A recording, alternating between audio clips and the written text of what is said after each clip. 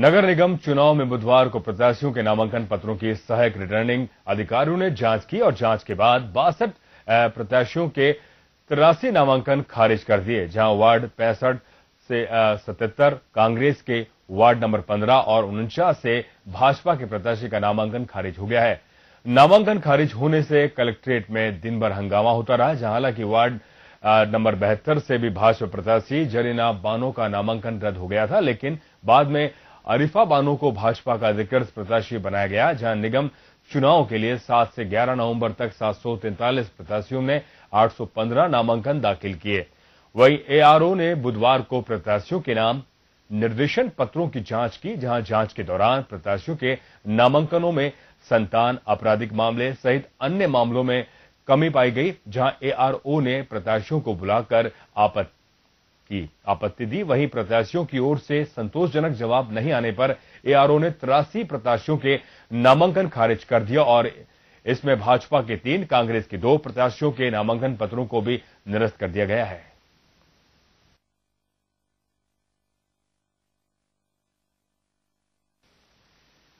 टोंक में नगर परिषद उम्मीदवारों के फार्मों की जांच के दौरान वार्ड नंबर 22 में भाजपा के प्रत्याशी के 3 संतान होने की कांग्रेस प्रत्याशी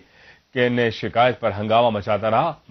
और अधिकारी एक दूसरे की शक्ल देखते रहे। वहीं 4 घंटे की मशक्कत के बाद भाजपा प्रत्याशी के पक्ष में फैसला दे दिया गया, जिस पर कांग्रेस प्रत्याशी ने इसे सरकार के दबाव में किया गया फैसला बताया। जहां कांग्रेस प्रत्याशी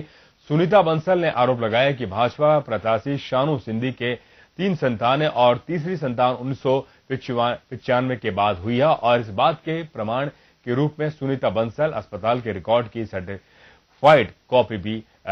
शेष पेश कर चुकी है।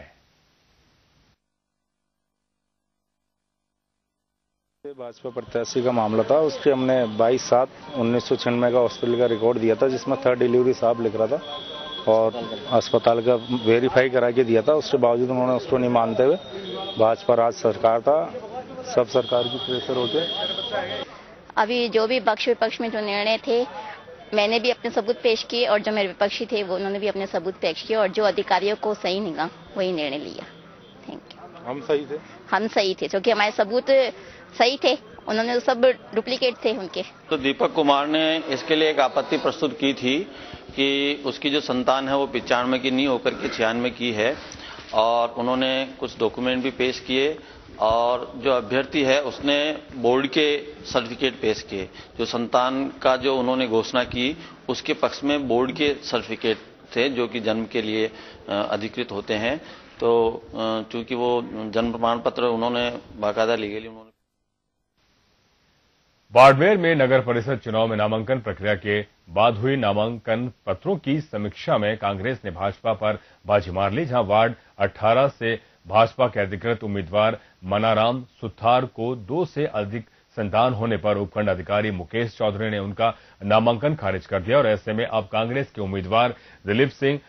गोगाधे की मैदान में रहे। वहीं अन्य किसी प्रत्याशी का नामांकन नहीं होने के कारण कांग्रेस प्रत्याशी की जीत तय हो गई है। हालांकि निर्विरोध निर्वाचन की औपचारिकता ही शेष रह गई है, जहां सत्ताधारी दल और जिले से 6 भाजपा विधायक और सांसद होने के बावजूद भाजपा प्रत्याशी के नामांकन खारिज होने और इस तरह के प्रत्याशियों के चयन पर दिन भर चर्चाओं का बाजार गर्म रहा।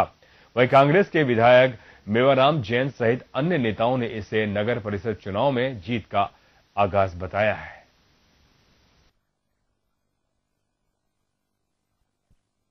बिल्कुल सही बात है। अभी 40 वार्डों की छटनी होगी और उसमें 18 नंबर वार्ड वो हमारे कांग्रेस का दिलीप सिंह गोगादेव जो निर्विरोध हुआ, उनके सामने जो कैंडिडेट था उनका फार्म रिजेक्ट हो गया, इसलिए वो पहला ही खाता हमारे कांग्रेस का खुला और आने वाले इस चुनाव में आप देखेंगे कि नीचे ही वोट कांग्रेस का बनेगा, इसमें कोई दो राय नहीं। बीजेपी के लिए झटका तो वैसे समझा जाए तो बहुत बड़ा है कि भारतीय जनता पार्टी के जिस प्रत्याशी ने पर्चा भरा और उसके संबंध में उसकी संतान के बारे में उसने परवाह नहीं की और फॉर्म भरते समय उसने किसी से परामर्श भी नहीं किया और दुर्भाग्य से उसका पर्चा खारिज हो गया। और उसने सूचना भी नहीं दी, नहीं तो हम दूसरी निश्चित रूप से हमारे पास बहुत सारे प्रत्याशी थे, बीजेपी का पक्का वार्ड है और हम निश्चित रूप से जीतते। लेकिन एक वार्ड में अगर प्रत्याशी का पर्चा खारिज हो गया और उसके कारण अगर कांग्रेस प्रत्याशी निर्वाचित हो भी जाता है